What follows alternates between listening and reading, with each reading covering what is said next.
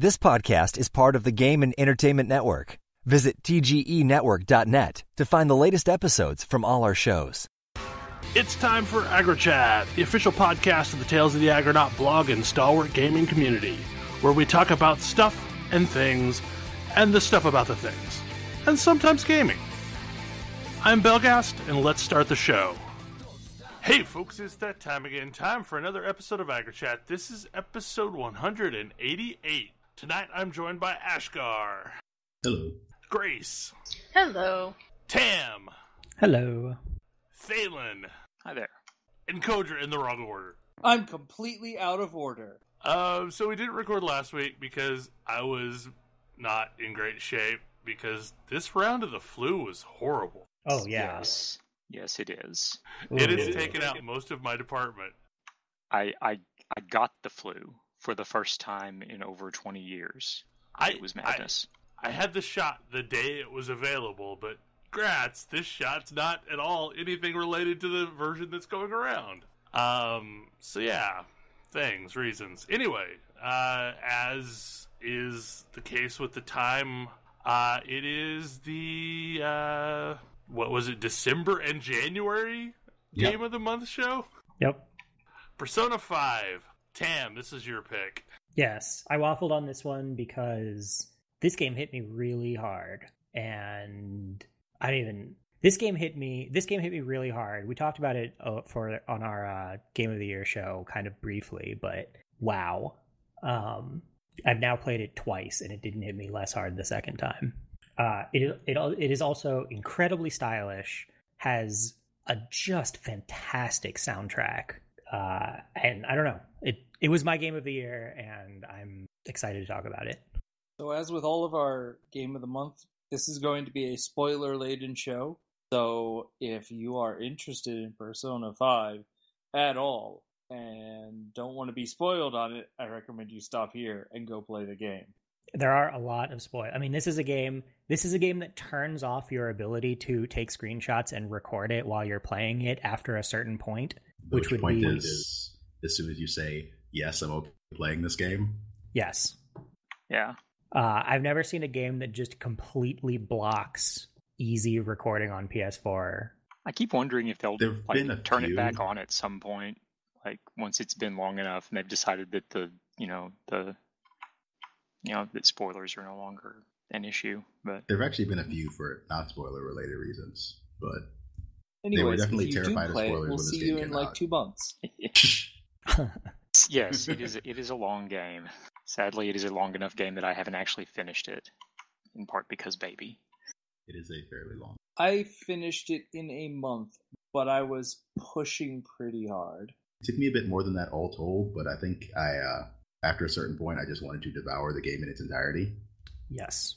There is so I find, much like Persona 4 before it, I think the hardest part of this game to get through is about the first 4 or 5 hours. All of the setup before you actually get to do things and have any ability to choose what you're going to be doing next. Yeah, because it absolutely is like 5 hours of railroading before you start to have real agency. And admittedly, it's better than Persona 4, in which that 5 hours culminates in you having your tutorial fight. That's not true. Your tutorial fight's about 2 hours in, and then you have 3 more hours of railroading. Okay, fair enough. But this one, at least your tutorial fight is 10 minutes in. It's true. Yeah. But it's still a lot of railroading, and it's really heavy. This game is a dark game. So in some ways, I feel like that actually helped it over Persona 4, though, because I felt like it was building to something. Like, the story of Persona 5's early game is, like, really oppressive and, like, hard to, like... It's not fun, but it's not bland and boring, which I feel like a lot of early Persona 4 can be. Yeah, so I made it about 6 hours in, and I mean, it's painful. The story is painful. Yes. It's... yeah, I made it about far enough in where things started to open up for me when I gave up on it. I totally get it. And it's 100% because of the oppressive story. Like, I believe that story is really interesting, and I totally understand why people love it so much. But just for me personally, it hit a lot of very specific notes that were just too much for me. Like, I just there's some specific things in games and media that sometimes, if they're too intense, I just check myself right out because I value my mental state. Yeah. And this was one of those kinds of games where the story was going to places that I didn't want to deal with in a game. I can completely understand that. Sorry to have put you through that. Well, I mean, I know my own boundaries, and I felt bad because I know that you love this game, and I really wanted to see it and see the story. And the gameplay was fun. It was interesting. I mean, the game is beautiful, and like you said, super stylish. But, I mean, we could put a trigger warning on this episode because there is sexual assault. There is various kinds of abuse, physical and emotional. There's attempted suicide, teen suicide. I mean, there's a lot of very specific things that I just personally couldn't deal with in a game. I mean, this is basically a game about outcast teenagers coming together and fighting back against the awful, terrible adults that have done just awful, awful shit to them. And in a lot of ways, it is also about the people who don't come together, which I think is what makes it even harder. I actually kind of want to gloss over the sort of first palace arc, at least to some extent, because I think I think we've all played it, but also that one is so personal and so much that it's like, I don't know that I want to dive super deep into that, other than, holy shit, is this game good at making villains I hate? Oh yeah.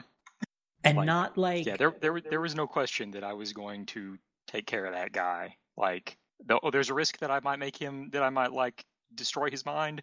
Big deal. Like, I'll take it. Yeah.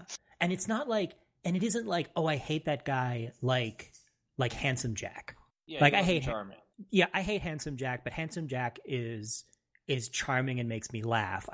He is also doing it at my expense, and I'm going to get him for it. These are absolutely awful people, and they are unrepentantly doing awful things, and I want to end them. See, so this is something that I actually do want to touch on also, because part of the reason why I stepped back from this game is because it did feel very personal, and I did hate that guy, and the amount of emotional investment and the way that the game was affecting me, I actually did not want to end him. Like, I didn't want to get to that point in the game and do terrible things to this horrible person, because, like, I am, as a human being, better than that. And this game was trying very hard to make you see him as not a person, or as someone who it's okay to just basically turn him into a shell of himself and destroy everything that makes him him. And that's actually not something a good person would do. So I love that. I love that. I actually want to hop forward a little bit. Quite a lot. Good. Because the game, the first like two of these, you do that, and then it starts being this. It starts openly asking the question, like, "Hey, is that a good idea? Is this really the right thing? This is like, are we actually better than the people we're doing this to. I'm really glad that it went there, because I couldn't keep playing, in part because I didn't want to go there. I didn't want to do this thing. And if it had been a lighter game, I mean, I murder zombies and shoot people in video games all the time, right? Like, it's not a big deal, but the weight of the story in this game just made it a little bit, not necessarily real, but more emotionally weighted and personal in a way that I thought more about my choices and what I was doing. Yeah. That's one of the things I love about Persona games is it does a really good job of making all of their characters feel like human beings with flaws and, motivations, and like they feel like people. I don't hate any of my team members. It's great. I mean, that's also a step up from some previous games. It's true.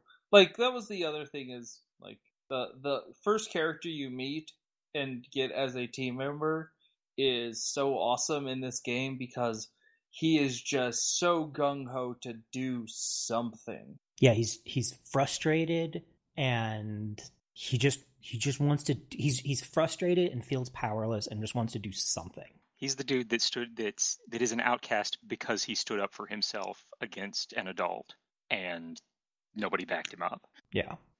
I'm trying to wrap my head around where I even want to start. Maybe the cast of characters, because there's Ryuji, who's that character we just mentioned, who I think has a fascinating arc, and I wish it resolved better. I feel like Ryuji is the first character you get, and he's like the hothead.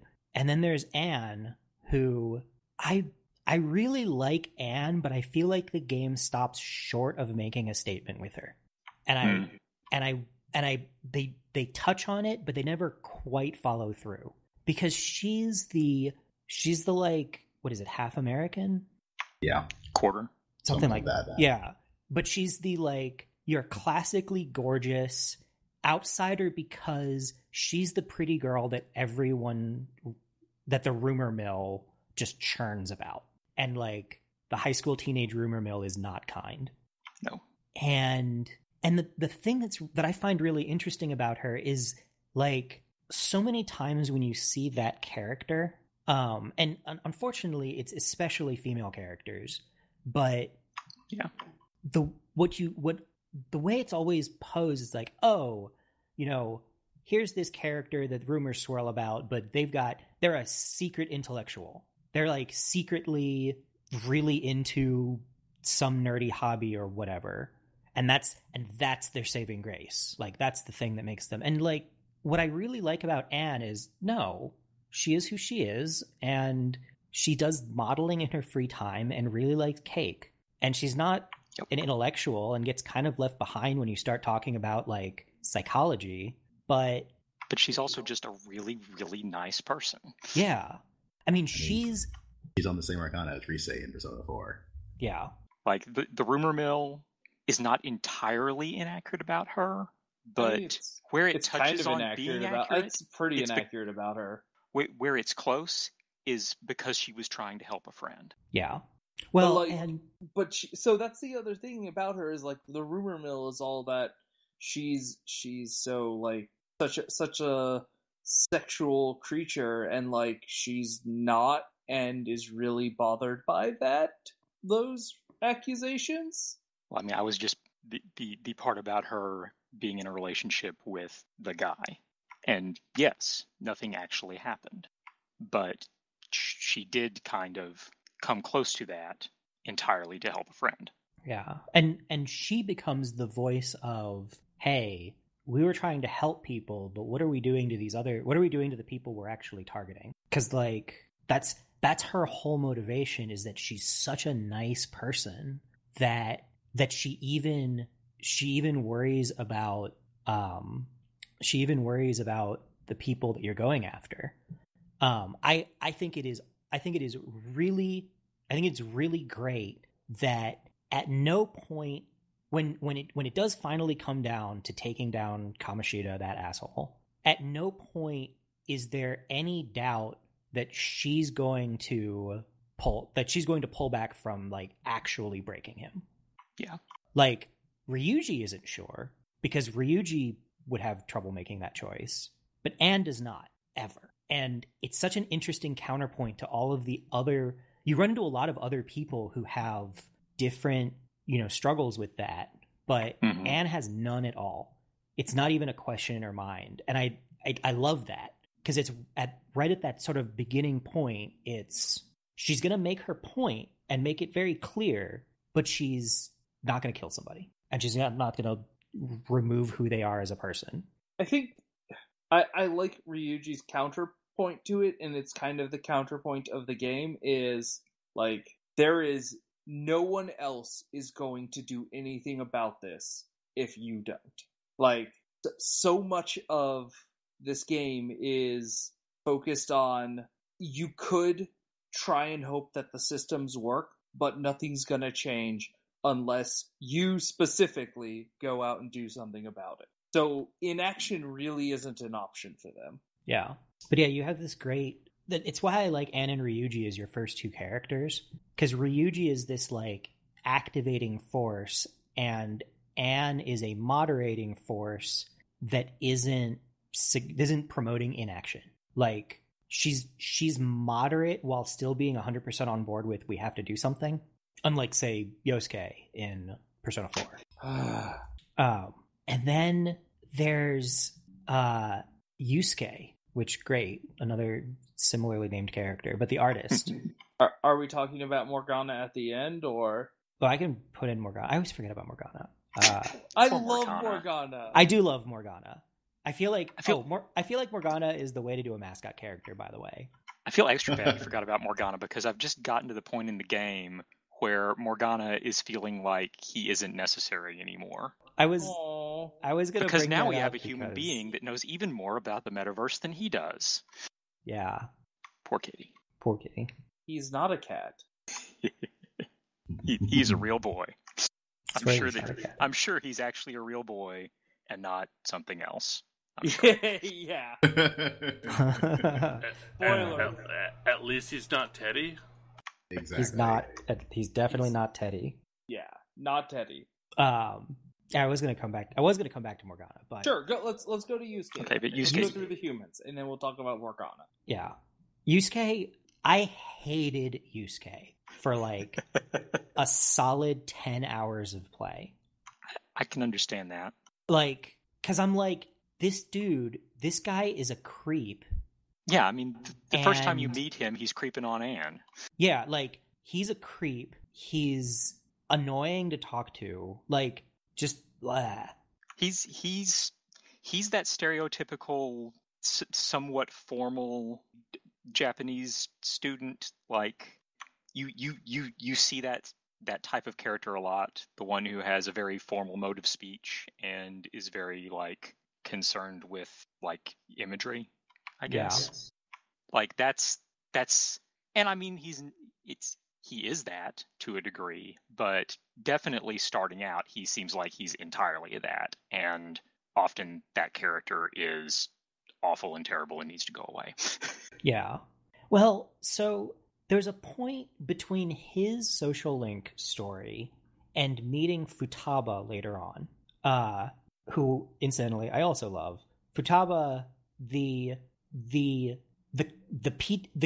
Futaba as a character directly addresses PTSD and like not like in a really real, like, genuine feeling way. And interacting with Futaba and seeing how she interacts with Yusuke, I had a conversation with somebody who was like, "Oh yeah, I was really glad they put a character on the autism spectrum as a main character in a game." And it caused me to completely rethink Yusuke because it's got all of the same, like, it's almost textbook. Mm-hmm. It's not that he's a creep, he just has a problem with social cues. And it's like, I feel like an asshole for thinking he's a jerk. And it's super consistent throughout all of his dialogue is super consistent on this point. And I think it's really cool to see because there's nobody the other thing is, it's not like there's nobody in the game who's going to give him that insight. And so even to himself, when he worries about himself, he's like, there's a whole conversation you have with him where he's like, I don't get people, and I worry about not getting people because because I'm also a person, but also I'm an artist. And between both of these things, it really scares me that I don't understand people as well as I think I should, as well as everybody else seems to. And then you go on a boat with him, and it's incredibly weird. And then you go to church. Then you go to a church with him, and that's also kind of weird. It's true. There's a lot of places you can go. Show me and anguish. They're all weird. That's not. I don't know what that is, Yusuke, but that's not anguish. Yeah. You dork. There's a bunch of places you can go with him, and they're basically all weird. It's definitely there's definitely a lot of weird. But yes, he's a character I disliked so much at first, and then came around to in a big way, especially through his social link story and like seeing his interactions with other characters. Mm-hmm. I really like all of the intra-character interactions. They pepper them through a lot. Yeah. I love all the times that you like meet one of the characters somewhere, and then another of the characters shows up, and you get to see them interact with each other. Oh, like every time Mishima shows up and gets. I was going to say, I feel bad whenever it's Mishima. Yeah, but like going to the planetarium with Yusuke, going to the planetarium with Mishima, and Yusuke's there, and it turns out Yusuke is the weirdo that Mishima wanted to try and scope out, that's supposedly been coming to the planetarium, and Yes. Yusuke just completely misses the entire conversation. But it's okay. But yeah, I like Yusuke a lot. Makoto. Yeah, Makoto is so awesome. I love that character to death. I think Makoto is my favorite. Yeah, she's the student council president who's investigating you, and who's really good at school, and is working on exams to get into a good college, and yeah. And then she transforms that first time, and you're like, oh, like, wait a minute, your persona is a motorcycle. Your outfit is like super buttoned up, prim and proper, and your persona transformation is this like Mad Max spiky metal and leather, and you ride a motorcycle. Whoa! It's love perfect. Makoto. She is awesome. She has so much anger and knows how to direct it. Yes. Yeah. And a lot of this game is I spend a lot of this game angry at the world inside the game and angry at the world outside of the game, which it so neatly mirrors. Yeah. And I loved having Makoto as a channel for my voice in that rage. Makoto is a lens. Makoto focuses her anger like a laser beam. Because Makoto is the character who her entire life has done what the adults said she should do and has followed the rules, and she is fucking done with that. Because look how that worked out. Yep. He's like, I did what I was told and played by all of the rules and got screwed over. I'm done. And her social link is basically about teaching her what the kids are into these days. Yeah. So her social link is one of the few that I got completely stopped in, because it turns out social links in this game require way higher stats than a lot of the ones in Persona 4. It's Charm true. 5. Yeah, you need Charm 5 really early on for hers. Are you gonna out-charm a host? I don't think so.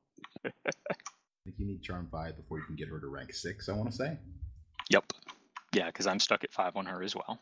Well, that's when you have to prove that you are a hotter boyfriend than Aiko's boyfriend. Yep. Yes.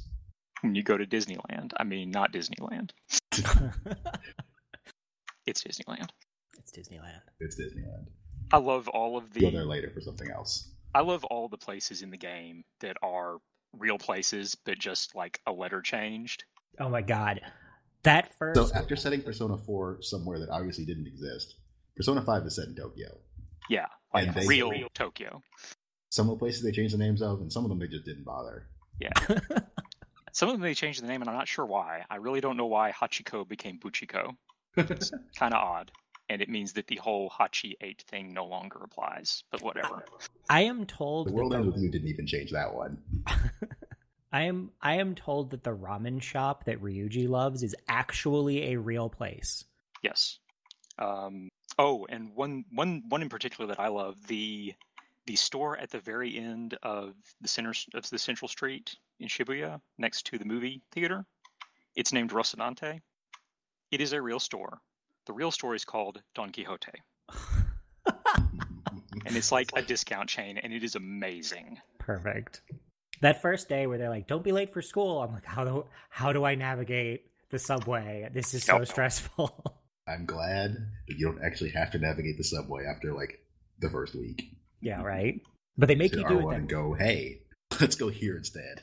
You figured this out. Yay, fast travel. Once you can do that, it is the first time where one of the tracks flips over to a vocal track, which, by the way, is a theme I love in this game. Tokyo Daylight? Yeah, Tokyo Daylight gets its things. And then once you can go out at night, Behind the Mask gets its vocal track. And at some point later, Life Will Change gets its vocal track. So there were actually a few situations in this where I knew I wasn't at the end of something because I knew the track had lyrics and I wasn't hearing them yet. Yeah. This is because I started listening to the soundtrack in like April. The soundtrack is so good. Continuing to go through characters, I'm trying to like not... This is a huge game, and so it's really easy to get lost in the weeds. Yes. Because it's chock full of detail, and there's so many little pieces. Well, one of the things is that all of the details are designed to go... Like, this game has more adherence to theme than I think I've ever seen in a game. Yeah.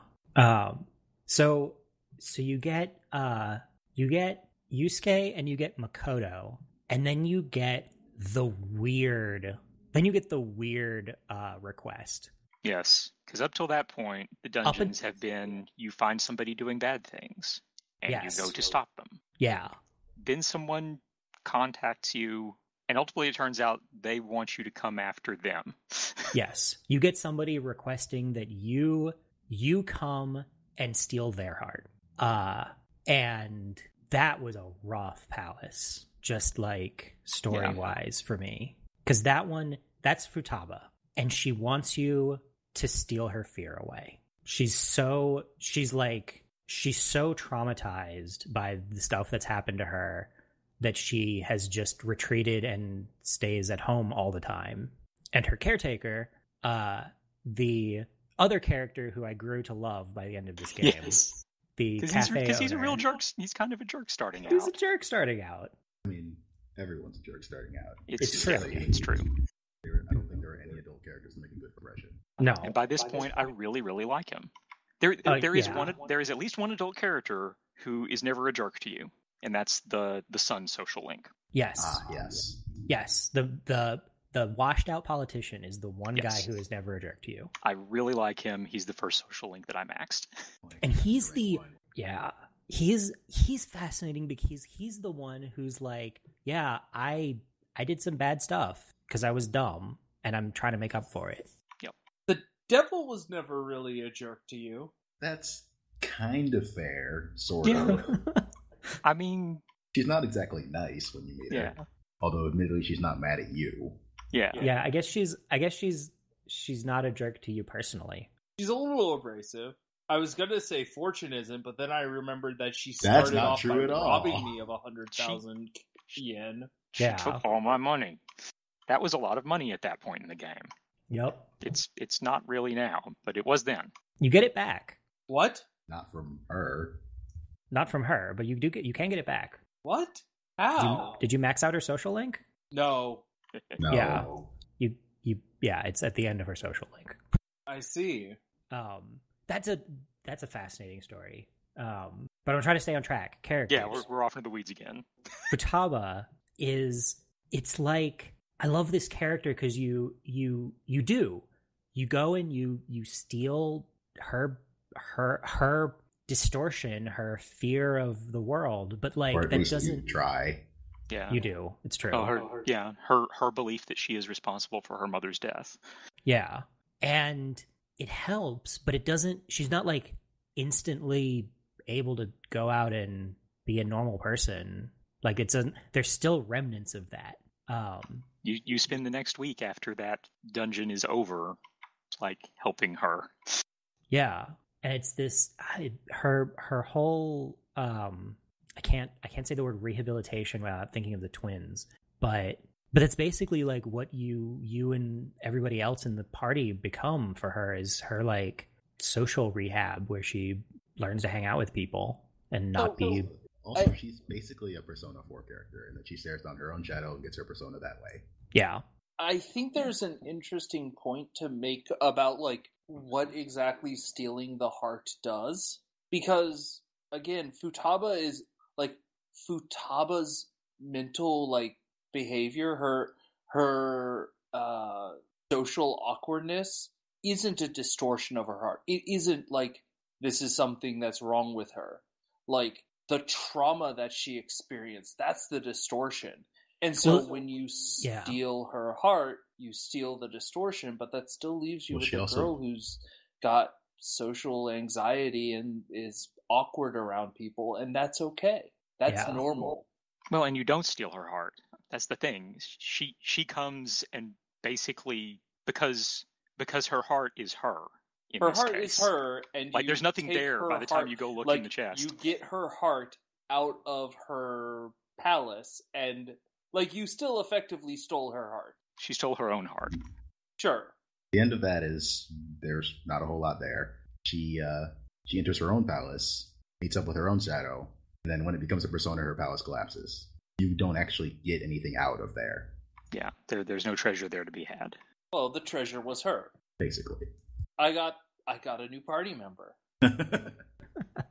Well, and it's kind of the exact reverse of the previously palaces, because the point of stealing the treasures in the previously palaces was it forces the palace ruler to confront who they really are and like the repercussions of the things they've done. And in this case, she hasn't done anything. Done anything. The point is we find out that she's not responsible at all. Like the thing that she's felt this guilt for all these years, or well, I guess maybe about 2 years, not that long, but still long enough. She didn't do it. Once again, adults are responsible and are terrible, terrible people, and lied to her and told her that it was her fault. Yeah, and she was young and impressionable and believed them. And then, well, I say young and impressionable. She's like a year younger than you are. Yeah, she's the young member of the team, but it's like she would be a first-year high school student, if not for all the stuff that happened. Except that she's actually capable of... She's also capable of studying well enough that it puts Makoto to shame. Yeah, Makoto is a third year. She would be a first year, and everybody else is a second year. P.S. That is one of my other favorite scenes. When you are studying for finals and it's Makoto and Futaba, that's hilarious. I don't think I ever got that one. Oh man, I don't know how it determines who you're, if there's different ways that you can go. But when I was going, I'm like studying with Makoto, and Makoto's like talking me through things while also studying her own stuff. And Futaba comes in and is like, "Oh hey, I'm studying for like school entrance exams, so I can start going to school. Can I study with you?" And we're like, "Oh yeah, sure." I got Ryuji and Makoto when I was studying for finals at the end of the game. Oh god, that was entertaining.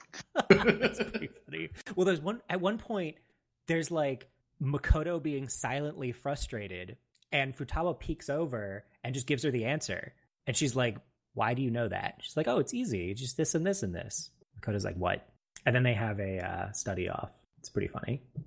Futaba is also a legendary hacker, which is a thing you need in a Persona game. Yes, she helps save you from the mighty hacking collective that wants to destroy you by revealing that, no, actually, that's this one dude that took the name that actually I created and abandoned a while back.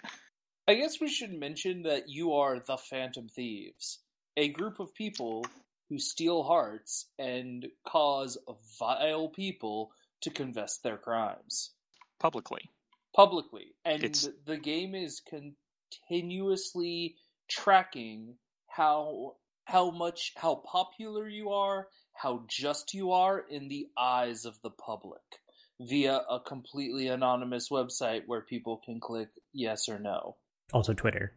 It's more 4chan. Yeah. It's really good. But I love all the tweets though. The tweets are hilarious. These are my favorite part. Because one of your classmates figures out very early on that you guys are the Phantom Thieves and decides that he's going to be your biggest fan and make a website to help you. This is Mishima. We'll probably get to him later. Yeah. LPHAN. Yeah, the fan site. It's awful. And then, that's right. After Futaba is Morgana gets real sad because you don't need him anymore. Yeah, he's not an expert in anything anymore. Come back, Morgana. Because you're a better fighter than he is, and Makoto's a better planner than he is, and Futaba knows more about the Shadow World than he does, or the metaverse. And so he's like, you guys don't need me anymore. Also, Ryuji's a dick to him most of the time. Several times in a row. And so he decides he's going to spin off and form his own Phantom Thieves with one of my other favorite party members. Haru is probably one of my favorite party members. I love Haru so much. Haru is the daughter of the incredibly wealthy daughter of a high-powered CEO and is absolutely living the Gilded Cage lifestyle and hates it. But doesn't have any outlet to express that until Morgana comes around. Because at this point, we already have at least 2 groups running around in the metaverse doing stuff. So yeah, let's have a third. Sure. Sounds like a great idea. Yeah. And unfortunately, this does not actually convince me of Morgana's prescient competence. The two of them are not what you might call an effective team. Look, Morgana talks a big game, but yeah.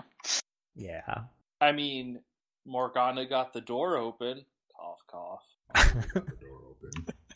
But so Haru's story is she is set to be wed in an arranged marriage to solidify her father's position politically because he's gonna be the next powerful politician of Japan, and he's gonna springboard his career from his business success.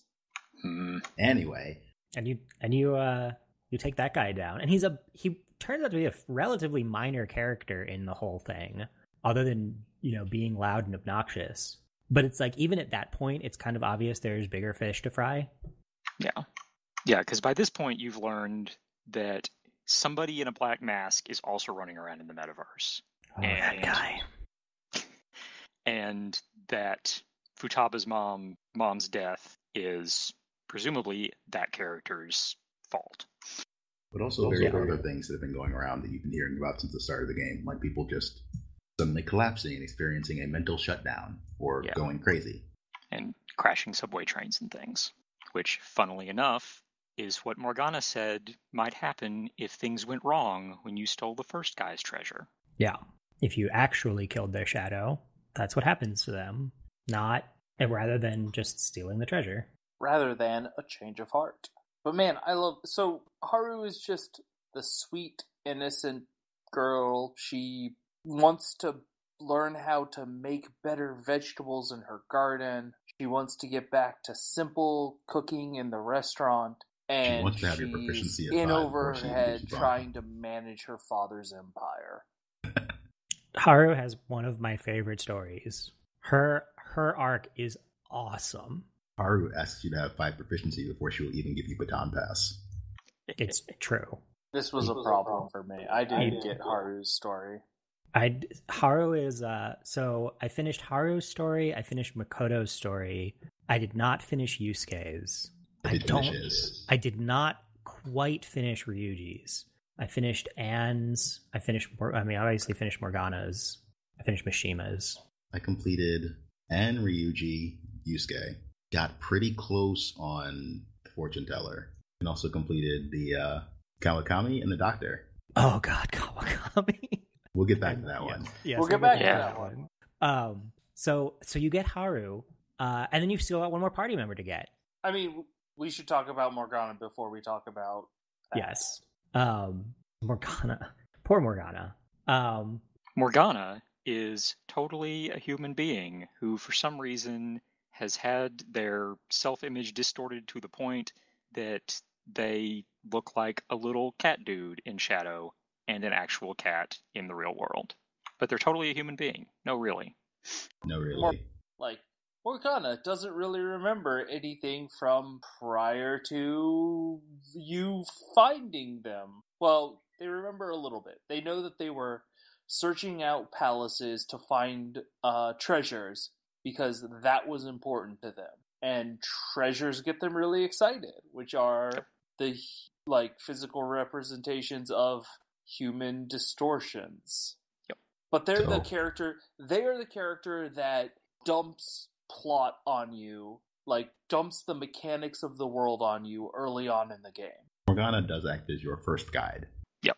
And then slowly over time, as you get more and more of a handle on the game and you start to learn more and more about the world you're exploring, Morgana's role becomes less and less. More and more often you ask Morgana, about something, and he's like, I don't know. This is deeper than I've gone. Sometimes literally, because this game decided to include Persona 3 as well as Persona 4 in one game. So in addition to hopping through from palace to palace after people, there's also a giant dungeon to explore all the way to the bottom of. In the subways. That's totally not reminiscent of a descent into hell or anything. Funny you should say that. Cough, cough, cough. It's got some unsubtle naming. I did not recognize it, and then I looked it up later to figure out how unsubtle it actually was. Incredibly unsubtle. It's modeled after a bunch of subway lines, and all of the subway lines are paths to hell, in various mythologies. I think they're all from Hebrew mythology, actually. Oh, is it all Hebrew? Okay. Yeah. I wasn't sure because I only looked up a few of them. But they're all from the same thing. And as you go deeper, it just gets creepier and creepier and creepier. And the one that you open up after the fourth palace has graveyards in every dead end and bones everywhere, and yeah. It gets way worse. It does I kind of figured. It does get way worse. But yeah, that's the place where you can go to grind your face off and try and catch any personas that you didn't catch in the palaces. Yeah. Catch them all. Because you gotta catch them all. It's the weirdest Pokemon game. It's like Pokemon if all the Pokemon were various deities and mythological beings. So it's like Shin Megami Tensei. Yep. And the way that you get new ones is by executing two of them to fuse them into one. Two or more. But yes, you put them in a guillotine. With a guillotine. Or you can power one up by hanging another one in a gallows.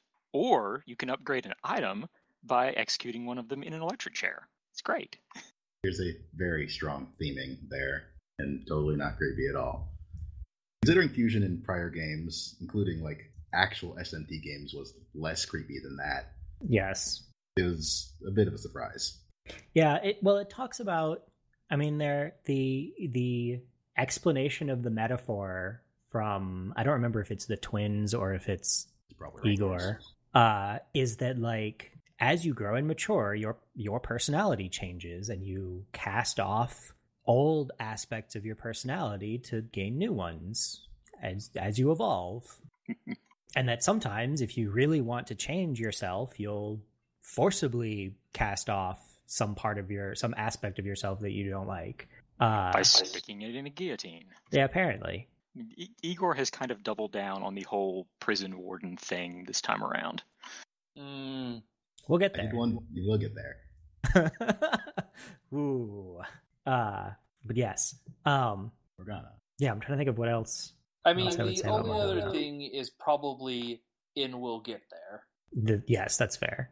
So, but you do reconcile with Morgana. You do, Morgana is still a valuable member of the party. Morgana also acts as your constant compatriot, because even in the real world, they are a cat, and they are a cat that travels around in your backpack and just is constantly there. Like, they hide in the, like, pencil area of your desk. Oh, and somehow the teachers never notice. I don't know. Call out that I want to make that I really love about Morgana. When you're going to go hang out with somebody, Morgana's like, okay, cool. I'll see you a bit later. I'm going to hop out and go. Like, Morgana's a cat. Morgana could totally, like, hang out and spy on you, but doesn't. Like, despite the fact that Morgana lives with you and lives in your backpack most of the time, Morgana also values your privacy and will give it to you. Really wishes Morgana could get some sushi. I'm so sorry, Morgana. You will never get sushi. I'm sorry. We ate the fatty tuna. It was delicious. But you do reconcile with Morgana. You try to help Haru's dad. And then you get a new party member for your next palace, who I instantly want to strangle. I wanted to strangle him well before he became a party member, quite frankly. Yeah. I'm pretty sure I know who it is, because I've been expecting him to, from after meeting him. I feel bad about the spoilers that we're going to hit you with here, Thalen. Yeah. If you have intentions of playing this game, like, beyond here, you may want to just stop. I know we told you to stop earlier, but no, really. Yeah. Really, you probably want to check out right here. Yes. This is your warning. Like, yeah, maybe I'll jump off now. It's fair. I would not judge you. I don't know if Thalen is actually doing this. Yeah, I think I will, and you guys can just let me know when you're done with spoiler stuff. Okay. I mean, it'll be a bit, but I know. I'll just play Persona 5 while you're doing that. Fair enough. So yeah, final party member, Goro Akechi. God. Shut up, Akechi. So he's an investigator. I don't know. I guess it must be a Japanese thing, but he particularly there's this particular thing about boy detectives. Like, he is the charming high school detective. Yeah. Who you've run into before in one of the cooler characters from Persona 4, who's even referenced in this one. Like, Naoto Shirogane is referenced directly as somebody that Akechi is trying to be, which is great. Watching the TV is hilarious. Except Akechi is nowhere near as awesome as Naoto, by a long shot. Naoto is also not a boy detective. Also that's also true. Akechi insinuates himself into your party, basically by blackmailing you, because he figures it out. He figures out who you are, because unfortunately you're not very good at hiding it. You are terrible at being criminals. Yeah. Like, there is a text message chain that is, hey, do you want to go to this place and do some crimes tomorrow? Okay, let's go do some crimes. You hang out on the subway overpass talking about the crimes you're going to do. Well, which by the way, is how Makoto figures out who you are. Yeah. Because Makoto just overhears you. Yes, it's tragic. Makoto, when Makoto joins your party, she's like, you guys are real bad at this. But Akechi joins your party as Robin Hood? Crow. He joins his Crow. His persona is Robin Hood. Yeah, his persona is Robin Hood because he is that guy.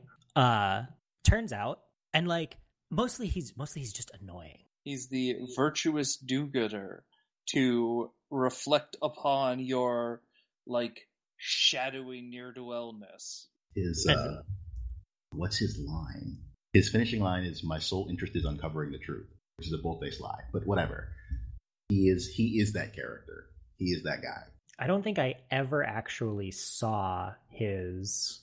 I absolutely used him because he has the light and dark equivalents of the mod dying skills when you get him, basically. So he was a very useful character to me. Yeah. He's quite a functional party member, mechanically, less so story-wise. Well, good news. You don't have him very long. Turns out that giant asshole who's been killing people is him. And he tried to set you up before and successfully sets you up, or seemingly successfully, mostly successfully sets you up. Because he goes with you into Makoto's sister's palace, Sai, the lawyer, who is interrogating you at the start of the game. And that you can the prosecutor, yes. Who is interrogating you at the start of the game, and you keep having flashbacks to this conversation with her. So at this point, the game catches up to real time. As at the end of Sai's palace, it's the same as the intro that you just started, or the intro of the game, and then it carries on from there with you in a prison in a prison cell or a interrogation cell. I don't even know where to start with this one because I love that reveal is so great. In which the plot starts to sort of unravel. Yes. This is also the point where I got to this point and then I kept playing the game for many hours. It's a thing. That definitely happened to me as well. I may have taken a day off work. Because, yeah, it catches you up and you realize that Akechi sold you out. Big shocker. But you're not totally incompetent and you don't trust Akechi. So the unraveling here is the story unravels and reveals that, yes, you did get arrested, but it was intentional so that you could bust Akechi. And you always knew that Akechi was going to sell you out. Yes. Everyone always knew Akechi was going to sell you out. Including you, the player, when you first, kind of encounter Akechi, it's like, man, this is not a good idea. Why are we doing this? And then it's like, oh, yes, every character also realized that this was a bad idea, and they knew how they were going to get him. Yep. And so you get to see the unfold of the plan that you put into place to take down Akechi, which throughout previous points of the game, there's sections that you can't remember because you've been drugged for the interrogation. So you can't explain to Sai. It sometimes will flash up to Sai and she's like, try to, explain this thing. And you're like, I don't remember, or it's fuzzy or whatever. And so there's little gaps in your memory, which is what they fill in. And it's the plan to take down Akechi, or at least in this case, convince him that you're dead, because his plan is to go in there and kill you and then end the Phantom Thieves and use his power in the multiverse to secure power for him and his dad, his not really caring much for him dad. It's not known that he's an illegitimate child. Yeah. He seems to think that he'll be able to get his dad on his side. This is not true. Well, he thinks he'll be able to use all of the information he has from all of the murders he's done to blackmail his father. This is also not true. Also not true. But because there is always one, he's the other person who got the same or a similar persona power as you did as the protagonist. He's one of the other Catalyst characters, which is seems to be a recurring Persona thing, I think, because it was, or at least it's in 3, 4, and 5. It's really funny because he is sort of like the big villain of 4, and he's just such a punk in this game. Yeah. I mean, he's basically Adachi. Persona 4 spoilers, I guess. Sorry. But yeah, not that sorry though. The game's been out forever. It's true. And he's this. Oh, he's such a jackass. But it means that when he thinks you're dead, time catches up. Sai is convinced by your story, is now flips over to your side and smuggles you out. At which point the game catches up to real time. You switch outfits into a I'm trying to be inconspicuous hoodie, which I think is hilarious. And what's his name? The cafe owner whose name I can't remember. Sojiro. Sakura. Yeah, Sojiro. Becomes awesome. Because he's like, okay, this seems like a bunch of bad ideas, but I've got your back. Like, hide out here, do what you have to. I love all of the frantic texts that you get because it's very public that the leader of the Phantom Thieves killed themselves in the jail cell. Because that's what Akechi tells people. No one actually goes and checks. The mechanics of this is you trick Akechi into going into the shadow world where he kills a shadow copy of you. And you're just sitting in the interrogation room having a good old time when Akechi kills you in the shadow world and then walks out and nothing's worse for wear for you. But everyone believes you're dead. And some people might have figured out who who the leader of the Phantom Thieves are because they are your like most dearest confidants. So you can get some like frantic texts. And my favorite is Tai Takemi, the doctor. Yes. Who gives you a text which is, as your physician, I have a question about your physical health. And your reply is, it's okay, I'm alive. I love Takemi. I do really like Takemi. Takemi is also one of the ways where you can break the game's difficulty curve in a whole bunch of ways. Yes. Anyway, I want to jet through a bunch more spoilers before going back to those characters so we can get Thalen back. But and then you go after seemingly the big guy who's been doing all of this, and it happens to be the person who put you in this whole situation to begin with. He is the big guy. It's true, sort of. It's mostly true. And he's familiar with the metaverse, which means that the end of that one is kind of rough because he tries to stop you. He's aware that you're in there. He's aware that you're in his head, and he's trying to do stuff to stop you actively in reality, which is like including stopping his heart, which would presumably cause the palace to be destroyed and you alongside with it in it. Yeah. So the end of that dungeon, which is very long. That dungeon is entirely too long. That dungeon is way too long. It is a cool concept that it is honestly a cool Except concept. it's not a cool concept. Like the whole rat thing was really stupid. And the fact that they make you do it like 10 times is the rat extremely thing? frustrating. Oh. So I was going to say the concept of the cruise ship was interesting. Sure. The endless corridor mazes are not. I feel like that entire dungeon. That was the worst dungeon, in my opinion, by far. Yes, it's way too long. Hit your ship. Here's some passengers. Here, except between each passenger, we're going to make you go through this endless maze of things where possibly you can't even fight. Yeah. Oh, and you may have to do it multiple times depending on which thing you're going through. Yes, that dungeon is way too long. Like it would have been long enough without all of those. That's kind of my thought. It's also the one dungeon that has you have a boss fight when you aren't completely rested. Oh yeah, because you go through a bunch of they have the like mid boss fights, but they go from that one has a final boss fight. Yeah, that one goes from leave. that goes from a mid boss fight to a final boss fight before you can leave. 2 final boss fights. Yes, back to back. Sure, but one is a fake out. It was kind of an obvious fake out. I mean, it still chews through some resources. It may chew through some resources. So at that point, I had discovered SP Patch 3. So I had accessory, 2, but I was running on fumes. I was not at that point. Because switch out party members, switch those around between party members. You can keep going for a long time.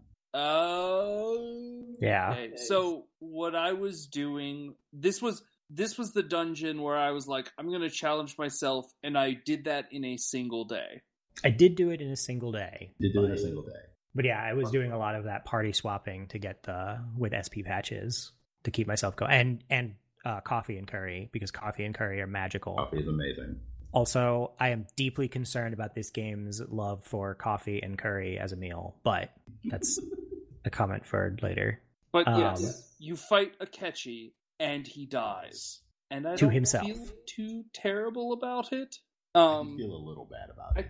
I kind of want to talk about like the duality of Akechi and Joker, because like Akechi, both of you have the same powers, and Akechi always talks about how great he is because of this power he was given, and how awesome, like how the lessers should bow down before him, like how it puts him above people. And Joker is frequently asked, like, how he's so cool, like, how he's able to do stuff, and his reply is, I'm just lucky. I'm just lucky, or I've got friends to help me out.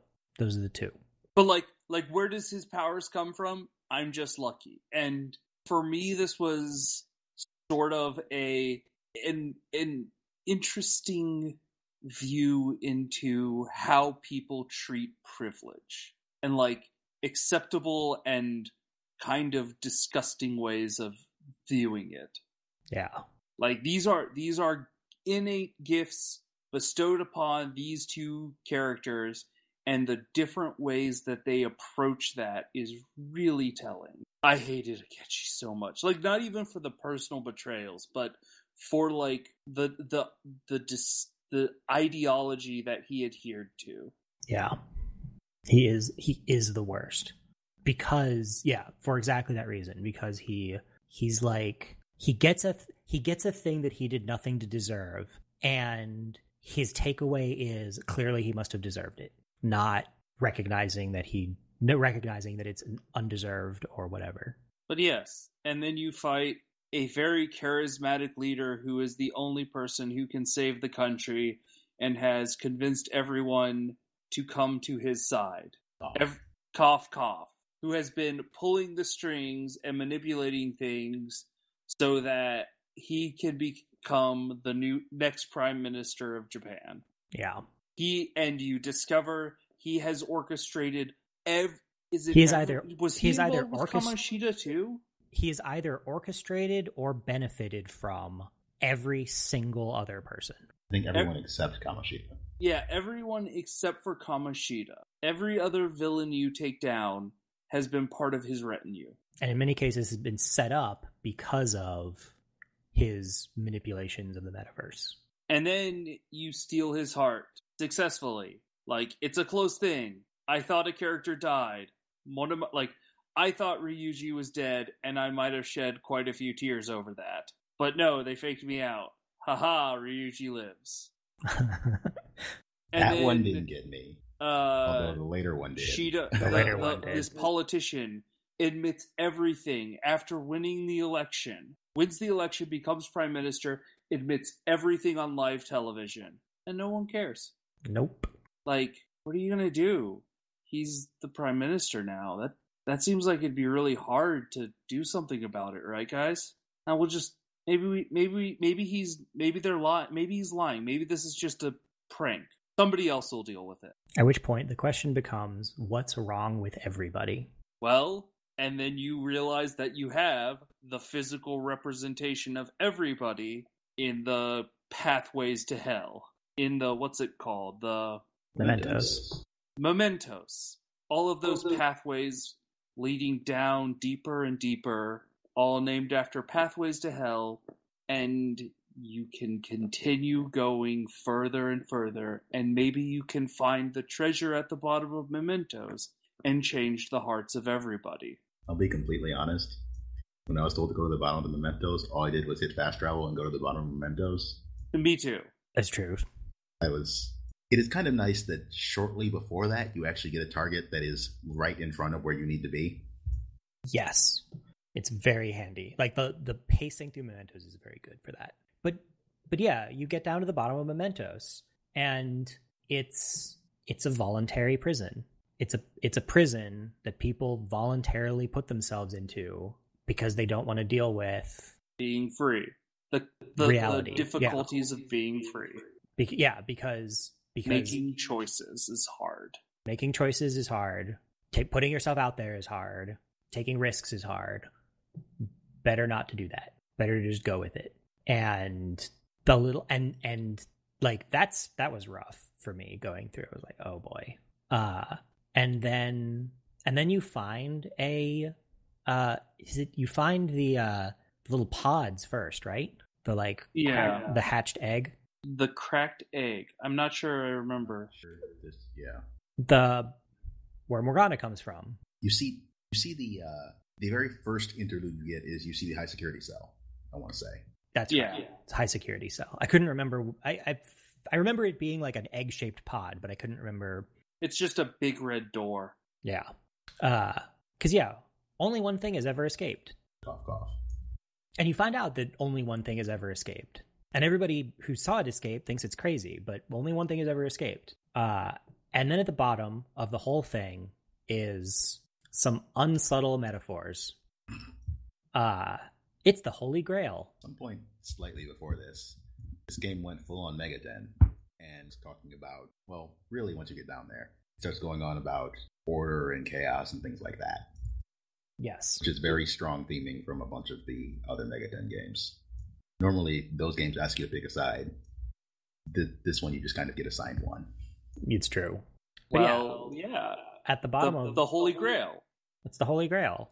The prisoners won't let it be destroyed. Yep. It will keep consuming their belief. And then you get into a boss fight, which you lose. And you lose. Yes, you get into a boss fight and you lose. And as what happens every time you lose, you wake up in the Velvet Room. Which, if you haven't lost previous to this, you may not have seen this. But you wake up in the Velvet Room in exactly the same way, except that you can say no, that's not how that was supposed to go.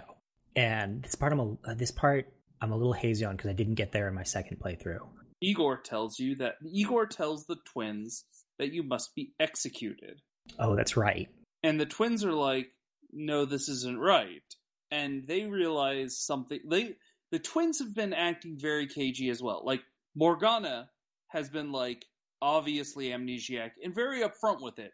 The twins have been, like, they've been your kind of abusive wardens. But have also been letting slip that they don't have a full suite of memories either. Yes. I don't know how much but they don't really know what's going on either. And so they realize that they've been separated and they need to be fused together again. And so you execute them and they create the whole warden because they're twins. They have eye patches over one eye each. When you fuse them together, they are one fully formed, essentially, in most Persona games, the assistant to Igor is always a single person. Single person, yeah. And it turns out that the sort of like ephemeral voice of hope and, hey, hang on, hang in there, we can do this, has been her. Also, it turns out that they were separated because maybe there was a fight in the Velvet Room because somebody wanted a little bit too much control over things. And suddenly Igor isn't Igor anymore. Igor is instead the god of order. Turns out that was never Igor, answering my question about why the hell his voice was so different this time around. Yes, which, incidentally, you do manage to free the original Igor, who does go back to his normal voice, which I thought was very interesting. I realized what was going on because the Holy Grail had the same voice actor as Igor. Yes. Yeah. But, yeah. So, let's sum up. Let's recap a bit. You also find out at this point Morgana was created by actual Igor and set out of the Velvet Room. Also, the door to, you always go through these, weird portals to the Velvet Room, but the actual physical location of the Velvet Room is in the bottom of Mementos.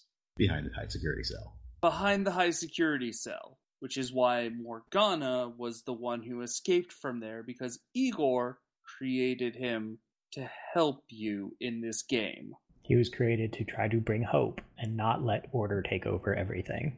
So, this is the game where all of your power is coming from the depths of hell, and you must ascend into heaven to kill God.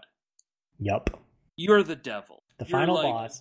The final boss is God. You're the actual devil in this game. I really like it. Your ultimate persona is not Satan, because they already used that for they've already been using that for a different persona, but it's basically Satan. It's Satan, and you shoot Satan God in the face. Satanel? Satanel, yeah. Satanel. He is a super souped up mecha version of Arsene, your very first persona, and he whips out a gun and shoots God in the face. And it's amazing. It really puts into light all of the contracts you've been forging over this game, though. A little bit. Just a bit. But yeah, so once you escape, you ascend from hell up through the real world. Up through the real world. All four angels, and then you fight God himself. And that's the end of the game. Then you go on a road trip. Well, no. Well, there's the bit after that, because you return. That's the final boss, but there's still more game. Yeah, that is the final boss, but there is more game, because as with fighting gods in general in Persona games, it's you don't kill God. You go fight him and shoot him in the face, but it serves to convince it serves as a lesson learned more than a we've now killed God. And it kind of returns to, okay, well, this is the reality you wanted. Have it. Let's see what happens. And then it's Christmas Eve. You're going to go hang out with your friends. Except not, because there is that whole you did commit a bunch of crimes thing. And so, to my great disappointment, you turn yourself in to try to put an end to everything and miss out on all of my favorite holidays. You can spend Christmas Eve with someone. Yeah, but it's super depressing. It is pretty depressing because you're about to turn yourself in. You're about to turn yourself in and you won't tell them. And then the next several months are your friends fighting to get you out of prison and succeed. They manage to get the charges. On February 13th. Yeah, on February 13th. They succeed and manage to get your charges dropped. So you do get one nice holiday. Or incredibly not nice holiday if you're an awful person. If you're an awful person, then what happens to you is on you. It's true. Persona games will let you do it. Persona games will let you as many time people as you want, and then will punish you at the end of that real hard. Persona 4 was honestly slightly more kind than Persona 5 on Valentine's Day, but it was not very nice. No, Persona 4 was not very nice. Persona 5 is like, hey asshole, you thought you were going to get away with that? No, you absolutely are not. You are the literal worst. But yes, and then it's road trip time, and I want one of my favorite moments. Some of my favorite moments in Persona 4 are the like cathartic get to have a genuinely nice time with your friends. And it's one of my only complaints about this one is I really wish that there had been a bit more of that friend time. I don't know. I really liked Hawaii. Hawaii is okay. Hawaii it's sort is of weird. Hawaii is weird. It's really nice for one person. Makoto? Well, I mean, yes, but it could also be somebody other than Makoto. Could it really? Yeah. That's actually news to me. It can totally be people other than... There's like 4 different people it can be, I think. I was only given one option. I mean, Anne being the other one. I was not given that option. Oh, well. And I definitely had Anne higher than Makoto at that point. Oh. But yes, now that we've burned through the end game of spoilers, I think we can have Thalen back. Oh.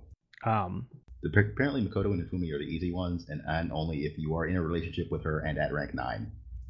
I knew Hifumi was the other one. Or was this the other option that I had? And I thought Anne might have been. Anyway, you can have a really nice time on the beach with somebody. I agree with Kodra. I think it was you who I was talking to, and you were like, I really hope that there's a P5 Golden that does the same thing as P3 Portable did. I do want to say quickly before Thalen gets back, playing through the end of the game really puts a different twist on that first question. Yeah, it does. Yeah. Yep. Because that's not E4. He won't let you play the game if you don't acknowledge nothing matters. Really quite creepy, actually. It's super creepy in retrospect. It's super weird when you first start the game. You're like, okay, yes, whatever. But in retrospect, it is much creepier. Yes, the game opens with, this is a work of fiction. If you don't agree that everything that's going on here isn't actually real, you aren't allowed to play this game. Which, I was like, okay, that's a little silly, but sure, whatever. But then it's like, oh, that's the voice of O. Yes. Okay. As we filter back to other social link stories and side stories, as mentioned before, this game inspired me to expand my culinary palette. And let me just say, coffee and curry together are not good. That is not a good meal combination. Yeah, you live in a restaurant owned by this guy who makes coffee and curry. This is Futaba's. So Sojiro takes care of Futaba and was in love with Futaba's mother, and she thought coffee and curry was the perfect meal and came up with scientifically perfect recipes for coffee and curry. Which is a nice way of saying that science is not always a substitute for aesthetic taste. Also, seriously, coffee and curry is gross.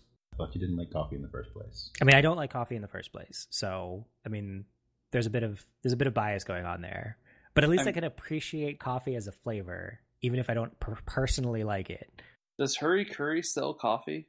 No. It's a shame. Not even Coffee Boss? I don't think so.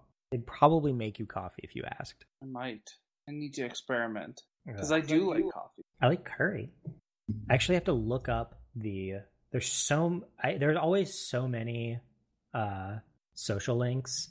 Although it's one piece of Persona games that I enjoy is I always know how many they're going to be, more or less.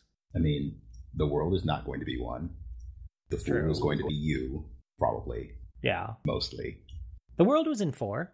The world does not exist as a social link in 4. Well, no, okay, fair. I mean, the Arcana exists in both games, and also 3, but it's not a social link.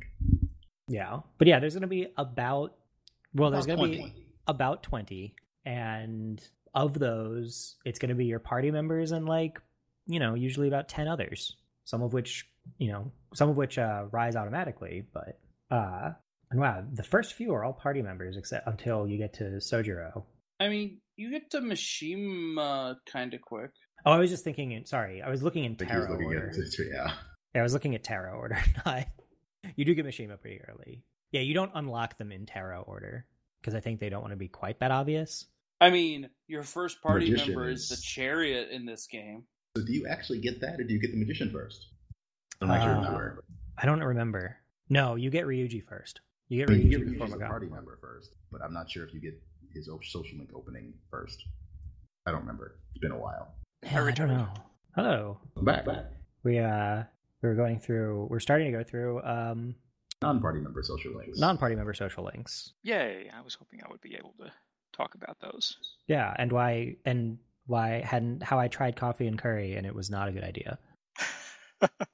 I have him up to level 3, and I don't know how many times now that I've helped him out, and it's still not going to increase it the next time. So here's a secret for him. Making coffee increases just as much as hanging out with him, so just make coffee.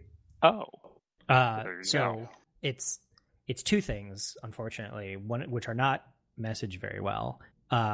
Making coffee and later curry are both as good or better than just hanging out with him, and requirements for him to move forward.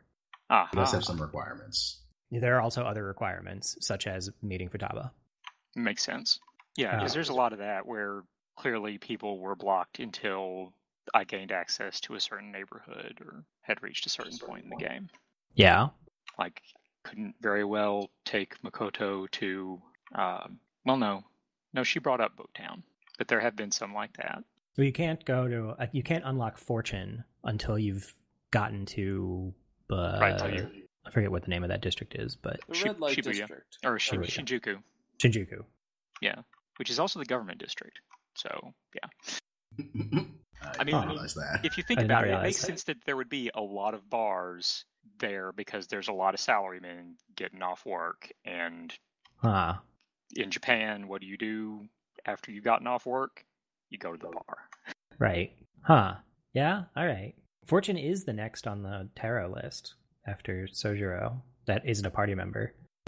I didn't get that far in hers. I got to the idea that she had something, she's obsessed with you because you seem to be able to change destiny, and she wishes she could change her destiny in the past. She wishes she could change her fate. I hope this doesn't involve somebody getting turned into a bear. Oh, man. I like Chihaya's story. I don't like that she scams you out of 100,000 yen, but I'm willing to... It kind of seems like she doesn't realize that it's a scam. No. I don't know. So I got her up to rank 7, which gets you a lot of the stuff she talks about. Yeah. So I finished Chihaya. The thing with Chihaya is she is a very charismatic fortune teller and has a knack for it. This is highly prized in certain circles. Right. Specifically, circles in which being able to appear prescient or have extranatural abilities can be used to fleece people out of money. Mm-hmm. Chihaya has basically been dragged into a not a cult, sort of a cult. My first thought was pyramid scheme. It is, but that's what it is. It's like because she had one of those stones that was apparently her own and that she believed was helping her. So yeah, it's like a more personal televangelist kind of thing, right? Give us money and you'll have good luck. Yes, complete with seminars, complete with her telling her having to go and perform in front of groups of people, and the reason that and she is good at it. Like she does have a natural talent or knack for just kind of seeing the future a bit, and like doesn't really understand it. But like she says that she can kind of, I forget the details on that one with her, but she does have like a slightly supernatural knack for it. But that just makes it worse because she doesn't understand how she's interested that you can apparently defy fate because she's so intrinsically tied to it and feels trapped. She was basically Cassandra. She predicted disasters. Yeah. Yep. Mm-hmm. And that one ends with you going into mementos for a televangelist. A lot of these involve you going into mementos for someone right. or another. It's true. A lot of these people have someone that is making their life difficult. She passed strength. What? She passed strength for going into her order. The twins. Fortune is 10. Strength is 11. Mm-hmm. The Persona Tarot is different from the usual one. Oh. And Chariot comes before strength. Look, it's weird and drives me nuts. Yes, for some reason the Persona Tarot has Chariot as 7 and Strength as 11 instead of the other way around. Normal would be Chariot at 7, but Strength would be at 8. Oh right, Justice is 8 in this one. So maybe they just screw with the order every single time. I don't know. But yes, Strength, Caroline and Justine, the twins. I love their hat. It took me a bit to get their hat. That's pretty great. The hat is really funny once I understood it. They have alternating letters of the word oxymoron in each of their hats. Yeah, I was like, OYOO XMRN? What? And then, oh, right, okay. Alternating letters of oxymoron. They're an adorable social link, because when they open up, they're actually super sweet. But it takes a bit. Yeah. Like a lot. Although I do love them as they are the most broken social link as far as abilities go. You say that, but there are some competitions here. It is a hotly contested place to be. Non-party member social links give you other abilities, and some of them are so broken. Strong. There's some really good stuff. And not just like, gives you stuff that makes you unstoppable in battle, but also like, well, we'll get to her. But yes, Caroline and Justine, you no longer have to obey level limit requirements for fusions. Yes. You can pay money for special treatment. Yes, you can pay money for special treatment and ignore the level restriction on persona summoning. This is actually kind of important in this game because you probably aren't going to get to anywhere near max level. No. I was going to say, there are like level 80-something personas. It goes up to 100, I think. 95. 95. Yeah. Actually, 93, I think. And I just broke level 40, so yeah. Yeah. I was not anywhere near max level near the end of the game. And your level in this game has almost nothing to do with anything that you do other than your health pool and the maximum level of persona you can have. The maximum level of persona that you can create or capture. That's true. Yes. Because they can absolutely be higher than your level once you have them. Yes. Which means one of the nice things about having a really high social link is that you can create a persona that's, your level, and it immediately gains 5 levels. Yes. Which is awesome. But yeah, so I was running around with Yoshitsune because, yes, that was my entire wallet, and it was 100% worth it. There's also the Hanged Man, which took me forever to figure out, but not as long as a different. Or the Hangman took me forever to figure out. The Hangman is EY, right? Yeah. Yeah. I did not have the guts for that. Yeah, you gotta have forever. 4 guts to even Rank start 4 him. guts to start it. Yeah. Yeah. Like, I only just started him after completing the 4th palace. He's one of the ones that I never finished. That's about when I got it. Yeah, that's about when I was able to get into. And like, I mean, he lets you upgrade your guns. Which is runs terrible. He runs a real sketchy airsoft shop because guns are illegal in Japan. Yep, but airsoft is not. Airsoft is not, and as a result, airsoft is very popular. Oh yeah. And he runs a super sketchy airsoft shop. And I actually haven't seen much of his story other than getting the impression that he's like ex-mob, like ex-Yakuza. Yes, that in is fact. 100% accurate. And like, I didn't realize that ex-Yakuza was a thing you could be, but here we are. Yep, that's pretty much the first thing you find out after you start the social link with him, is that, Great. It is a thing you can be. There are even proper ways to do it. He doesn't seem to be the one for proper ways to do anything. He actually did, believe it or not. Oh, really? I bet it worked out great for him. Yeah, that's the content of the social link. Yeah. Also, he's got a lot more of those Chupa Chups in the back room.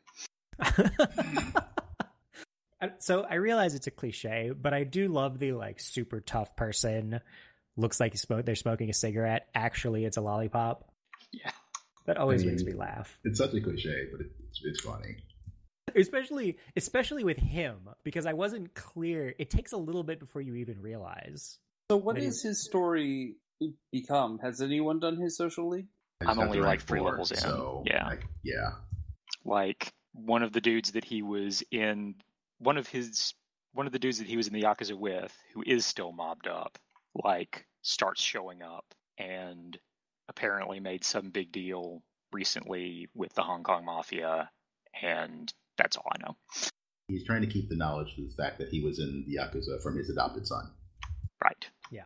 And this other ex-Yakuza guy knows this and is like, hey, I could just tell him. Yeah, you could get me all those guns that I asked you for quickly, or I could just tell your kid. Yeah. Either way. So I don't know where that actually ends up. I don't know where it ends up either. Thing I have to go dig into. Which brings us to death. Hey Takemi. The back alley doctor. When your doctor... My second favorite non-party member social link. She's pretty great. She's great.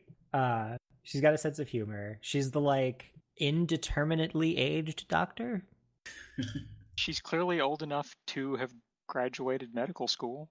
Yeah, about that. So like 27? I don't know how long medical school is in Japan. I don't know.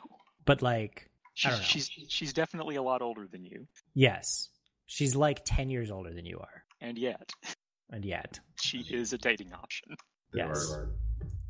That is not the most inappropriate dating option. Well, no. To be entirely fair, like a 10-year age gap is not... It's a little weird when you're 18, but it's not like unheard of. It's not like I'm not going to judge somebody on that. It's a little weird that she's your physician, sort of. She's like your... She's your doctor? She's your surly primary care physician. She's your source of healing items. Mostly she's your drug hookup. Yeah. She refers to you as her guinea pig, so it's less she's your doctor and more that you're her test subject. Yes, but it's for a good cause. It's still human testing. Yes. Oh, it's highly unethical. Whatever. I mean, a few of these social links involve you doing things that are unethical. I mean, dude that used to be Yakuza. It's true. Yeah, I'm just saying it's a fun social link. And like, she's that other dating option that you mentioned.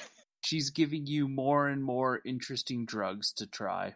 Yeah, and you're slowly helping her research how to cure a disease that has haunted her. Yes, she is one of the other potential completely game-breaking options because you can buy for admittedly 50,000 each. Mm-hmm. An accessory that gets you Invigorate 3. Yep. Get your SP back. It's your so SP good. back every turn. You 7 also SP, get it back when you baton pass. You also win your baton pass. It's great. So good. She is she's continuing the theme of people who tried to do the right thing and got burned. Yep. Because basically she's a medical prodigy. Yeah. She's real smart. Runs a little clinic because she basically got blacklisted. Yep. Because she figured out a cure for what seemed to be an incurable disease, and her boss wasn't okay with her being smarter than he was, basically. Yep. It's always the mediocre, like, entrenched power men who are doing the oppressing in this game. Almost always. Mostly, but not always. Yeah. He's like a mediocre. Yeah. And mediocre is the perfect description of this guy. He's like a mediocre doctor, and she's a genius. Yeah. And there's also another one of the cases, which there are a number of in the game, where she believes that she screwed up. Yes. Because he told her, because she got blacklisted for killing this person with her cure, when in fact that's not what happened at all. She also has my favorite doctor fashion sense I've ever seen. She has great fashion sense.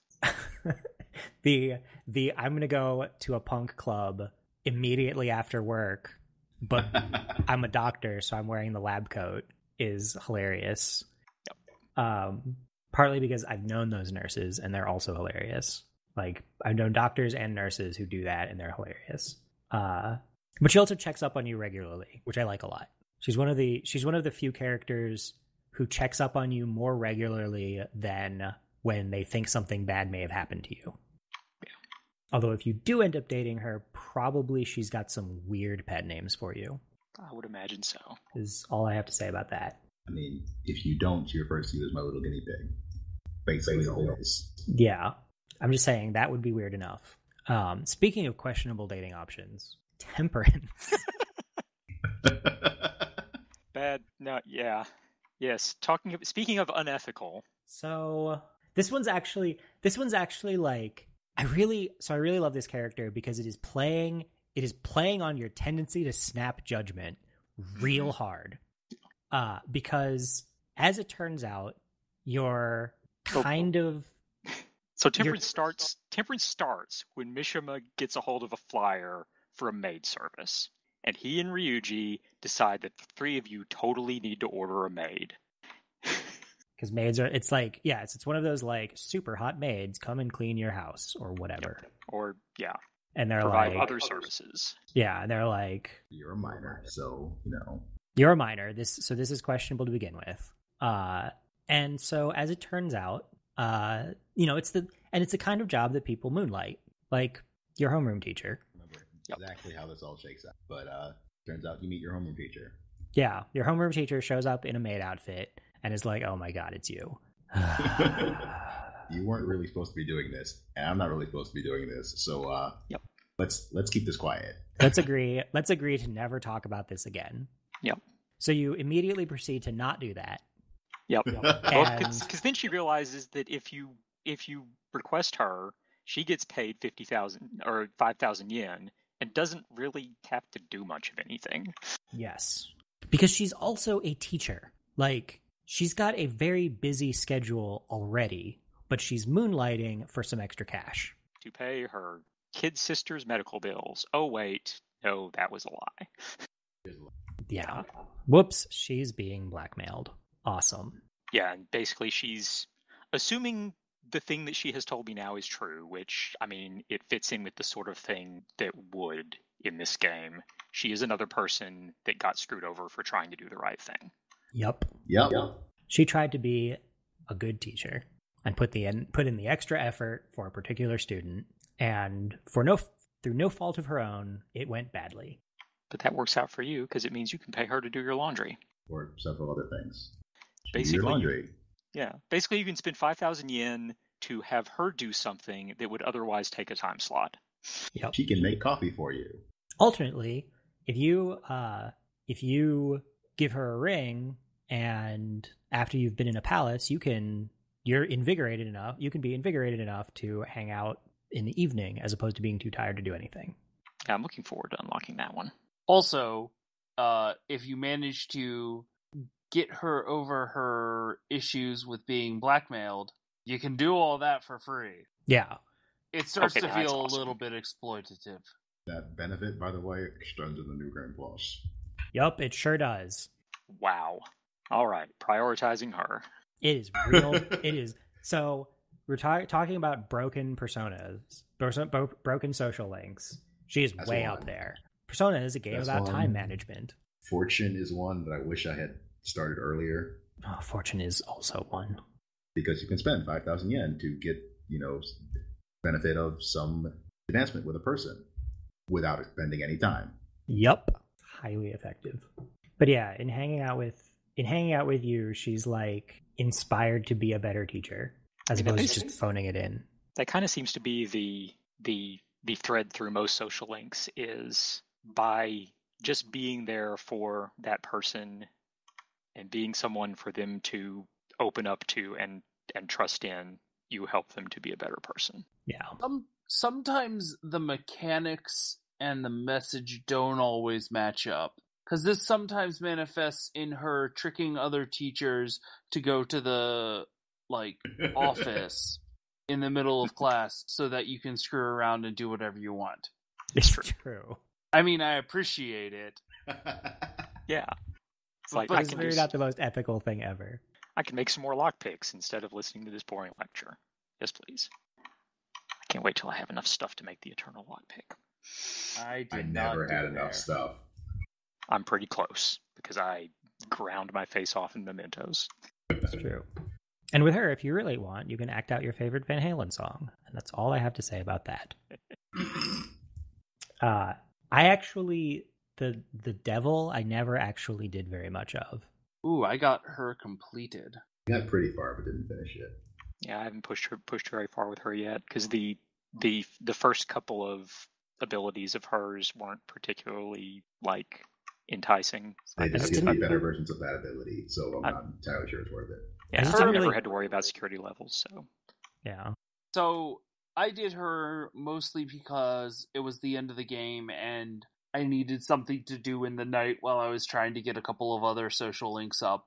And after I finished the star, she was actually very quick for me to finish. But her story's really cool. She was on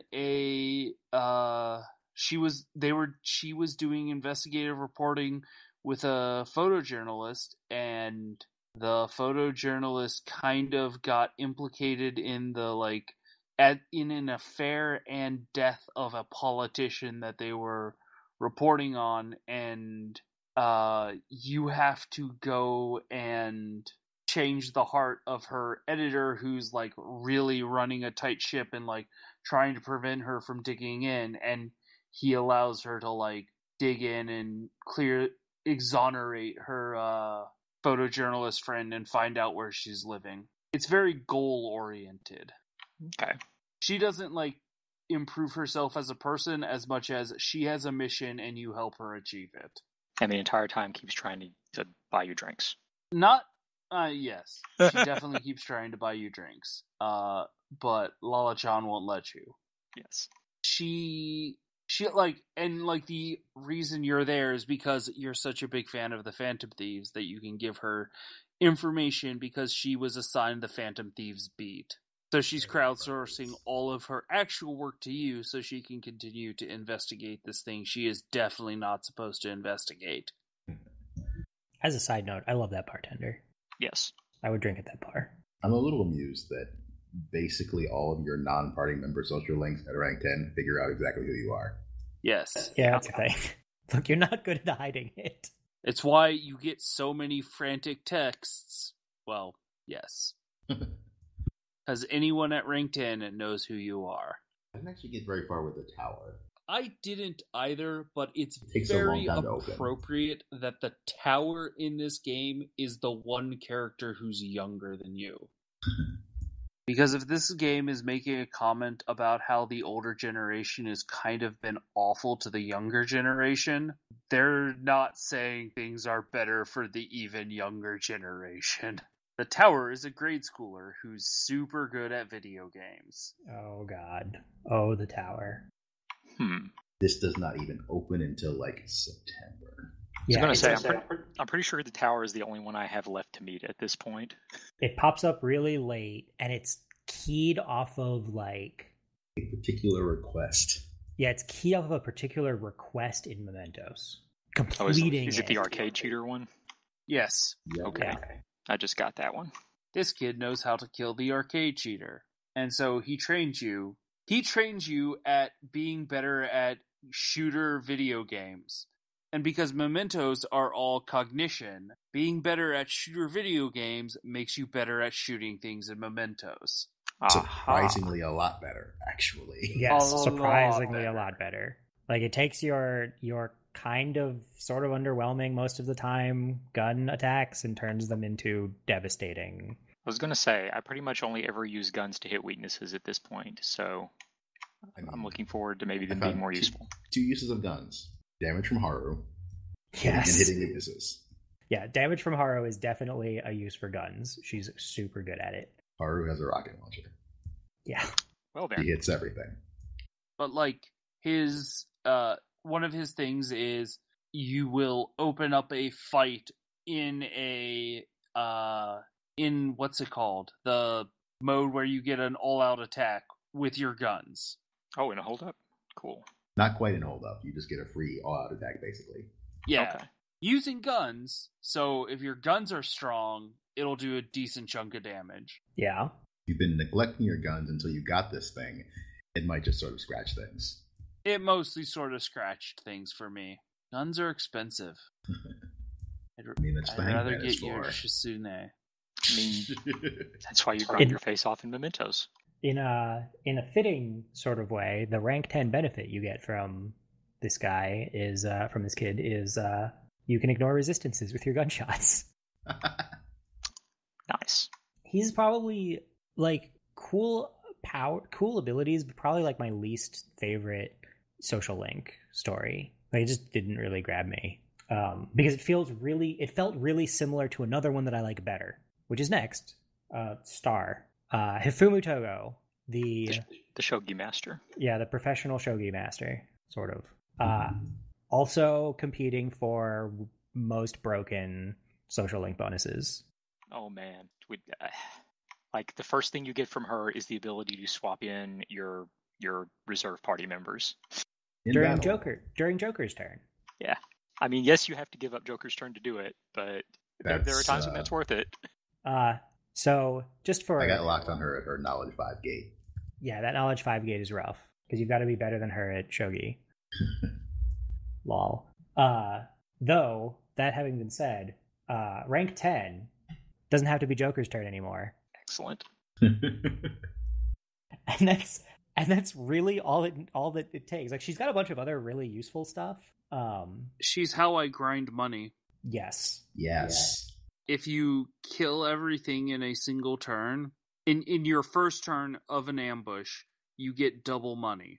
This stacks multiplicatively with things that give you bonus money, by the way.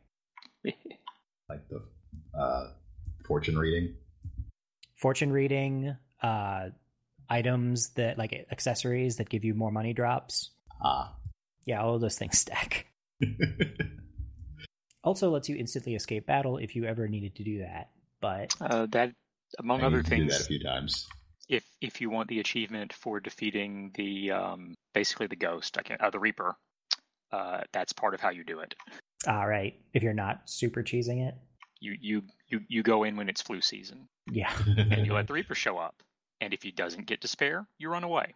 Yep. If he does get despair, you wait it out. Yep. Well, the Reaper can get despair? Anything can get despair in absolutely Mementos. get despair. That's hilarious. So if the Reaper gets despair, you just let it. Really cheesy. It's so cheesy. It's incredibly cheesy. Also, I didn't actually see the Reaper. How would it take for him to show up in Mementos? A while. You have to hang out there for a while. I had him show up once when I got distracted by the baby. And then the chain sound played. I was like, oh crap, change floors.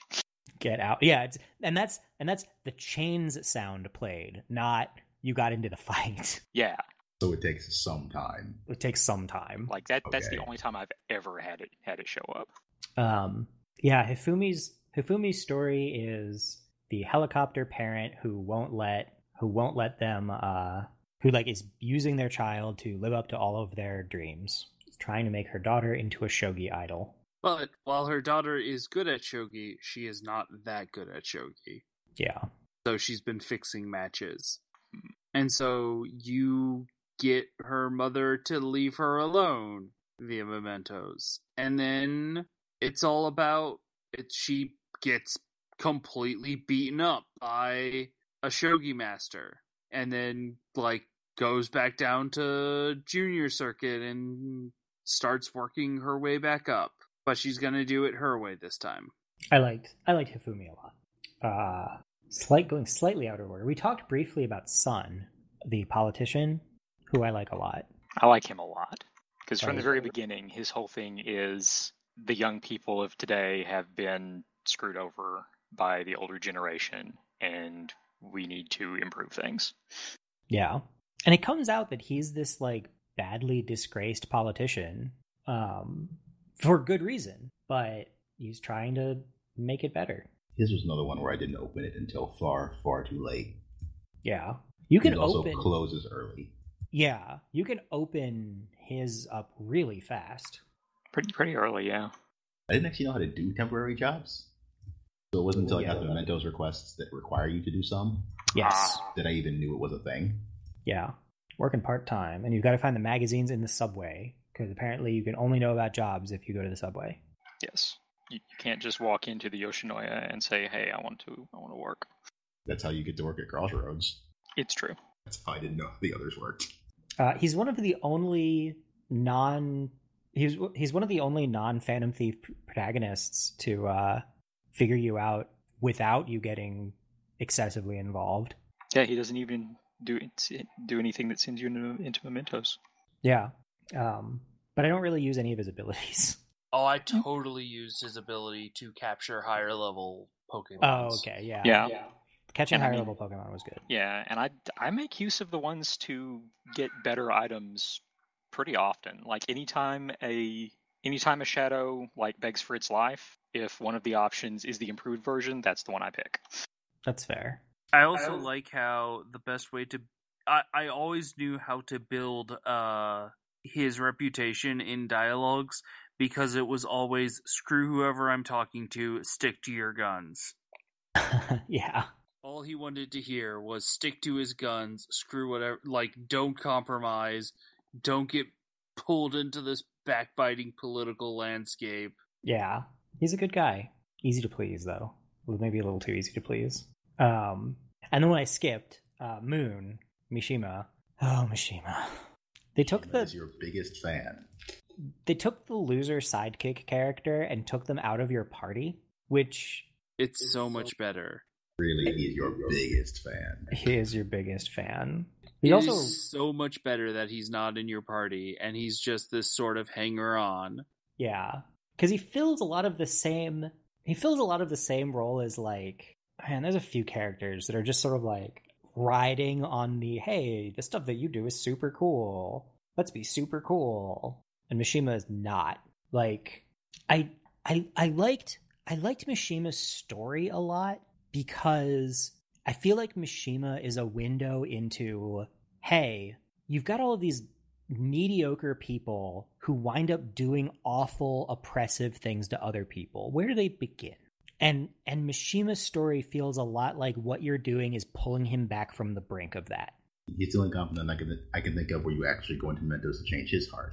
Yes, because that's exactly what's happening to him. The what? You decide not to change his heart. You believe he can overcome it.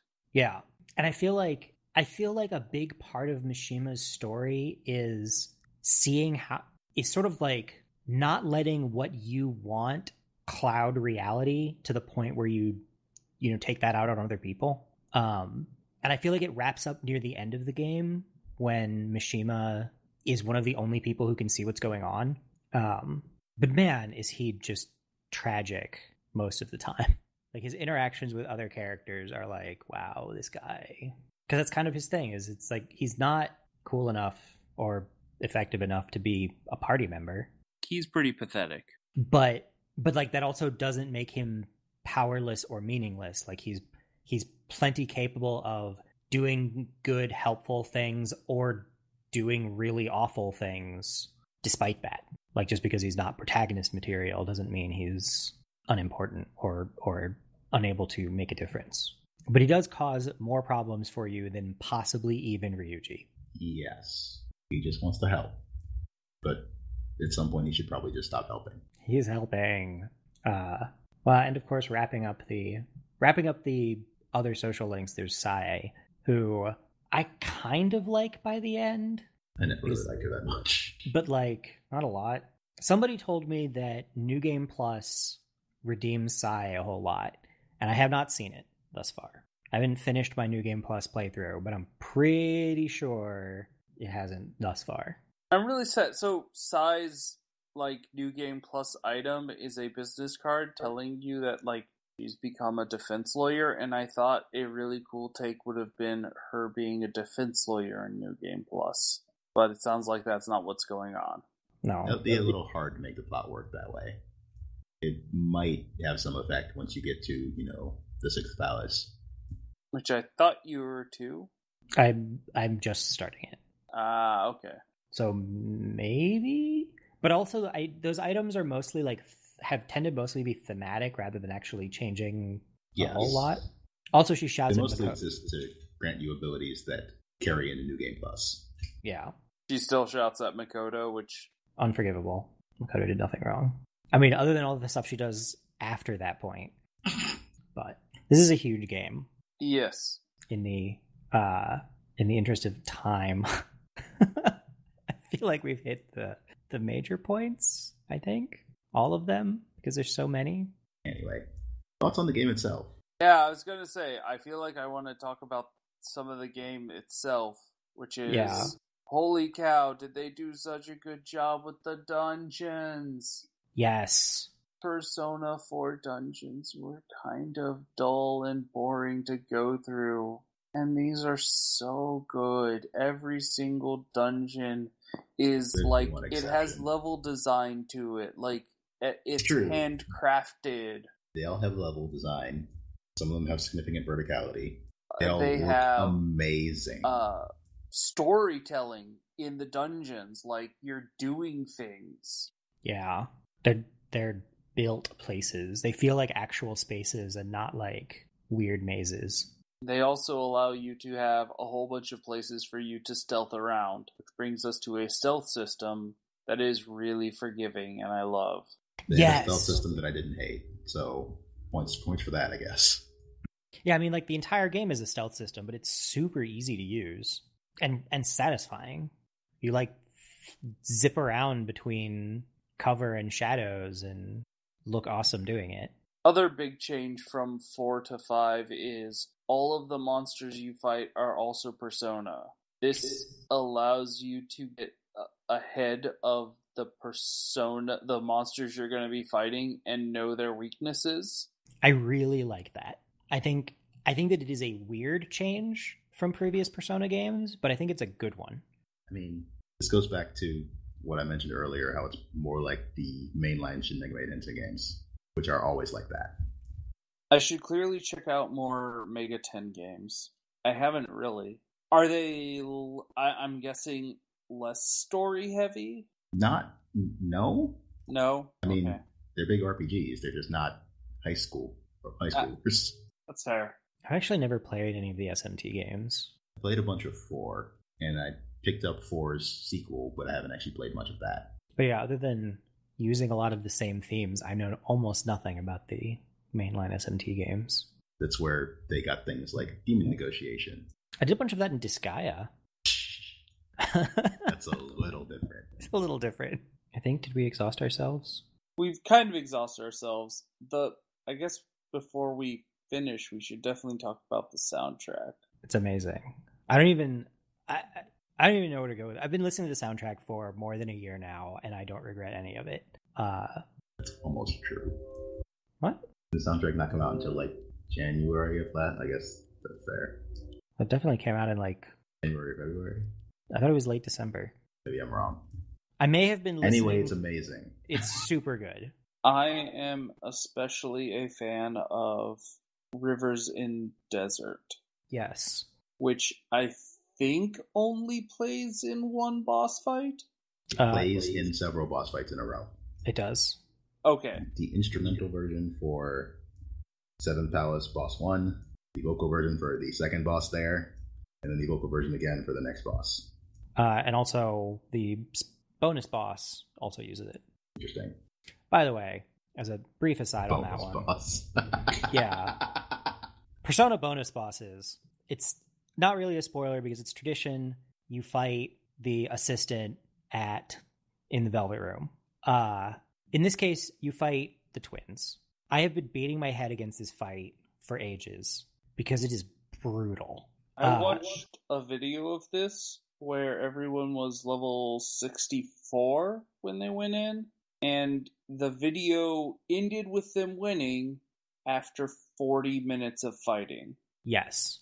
The twins, it, unlike most of the other ones I've seen, because I actually beat Margaret and... I beat Margaret, I never beat Elizabeth. Yeah, I managed to beat both Margaret and Elizabeth. I have not yet beaten the twins, but I'm going to, somehow. But the twins reward you incrementally the more turns you survive. Well. Yeah. There's like breakpoints where if you've survived enough turns, they'll be like, hey, that was actually kind of decent. Here's a prize. The twins do all of the persona switching, weakness exploiting nonsense of the previous ones, but now they also baton pass. Also, they don't have the same attention span as Margaret or Elizabeth. So if the fight isn't interesting enough, they'll get bored and just end it. But they do have a hilarious all-out attack. They will all-out attack you and you will die. But their all-out attack is really funny. So even when I lose, which is every time so far, I'm not super mad about it. But yes, Rivers in the Desert is a fantastic track. I actually really like both Wake Up, Get Up, Get Out There and Life Will Change. I especially love how those two songs play off each other. They have the same chorus. It's true. Mostly. I also like, again, so much of this game is back to the theme of just go out and do something. Like, the world isn't going to change itself, but there's a lot of interesting things like that come in through the songs.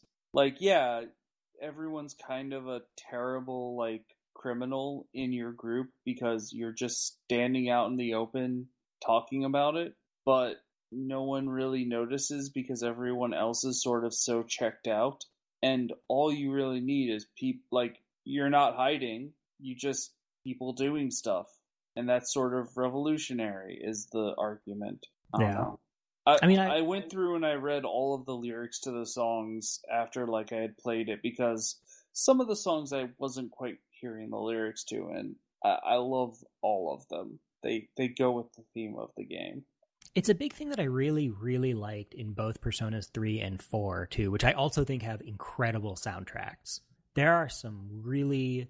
The songs and the lyric tracks to those games are just phenomenal. They tie into the games well. They often provide some meta commentary. They're also catchy. I'm pretty sure Wake Up, Get Up, Get Out There has been my walk to work song at least 3 times a week. Wakes me up, gets me going. Anyway, do you have anything else that we want to comment on? I think I'm done. I think Belle might be asleep, which is why I asked. No, I'm still awake, but I am fading fast. So I guess we wrap things up. I don't know if we have another game. We haven't picked one. Yeah. We're still trying to decide what to do here. Yeah, so we'll figure that out. Was it? I thought it was my turn. You have one. Let's go for it. Yeah. So I picked a game. It's one that I feel like we probably all, in a normal year that wasn't full of ridiculously amazing games, probably all would have already played by now. And one by a company that made 2 of my other favorite games. So the game I picked is Pyre. Cool. Yay, I have a reason to play that game. Yeah, I mean, I've actually already played through a lot of this game. like, I think you're the only one, Ash. And, like, I've been staring at it for months, and, like, no, I have too many other awesome games to play, and just never got around to it. I bought it during the Steam holiday sale and was like, you know what? I feel like everybody would have played this game, so maybe we should play this game. I like this plan. Another game where I interacted with its soundtrack in great detail before I interacted with the actual game. Their games Soundtrack's have pretty great. amazing soundtracks. It's so true. Well, that sounds like a good plan. So we will do the Pyre show next month. And next week we will hopefully return for a normal show. And hopefully I'm not going to be ill or anything. I hope you're not ill, Bell. You sounded miserable the other day. It was bad. It was really bad. So sorry for not having a show last week. But anyway, hopefully you enjoyed the show. And as always, we'd love to hear your own opinions on Persona 5. And hopefully you'll join us next week. Good night. Good night. Good night. See you.